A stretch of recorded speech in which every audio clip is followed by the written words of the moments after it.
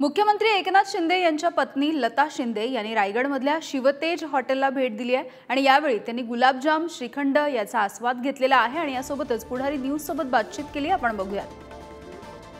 रायगडमध्ये मुख्यमंत्री एकनाथ शिंदे यांच्या पत्नी अर्धांगिनी लताताई शिंदे या रायगडमध्ये आलेल्या आहेत। आपण एकंदरी रायगडसह महाराष्ट्रामध्ये लोकसभेचे वारे वाहू लागले आहेत। आपण एक आईचं पाठबळ मुलाकडे कसं असतं ते त्यांच्याकडनं जाणून घेणार आहोत। ताई, काय सांगाल? श्रीकांत शिंदे आज तिसऱ्यांदा या लोकसभेसाठी उभे राहतात, एकंदरीत कौल त्यांच्याकडे कसं आहे?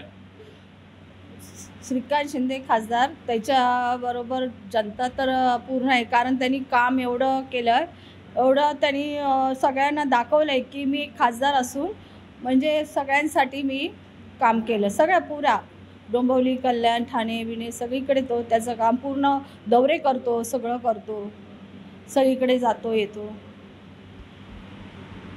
ह्या होत्या आपल्यासोबत मुख्यमंत्र्यांच्या अर्धांगिनी लताताई शिंदे यांनी सांगितले की काही झालं तरी जनमत कौल एक तरुण युवकाकडे बघण्याचा असल्यामुळे ठाण्यातील जनता ही निश्चितपणे तिसऱ्या हॅट्रिकसाठी श्रीकांत शिंदे यांना स्वीकारणार आहे। श्रीकांत शिलार, पुढारी न्यूज, रायगड।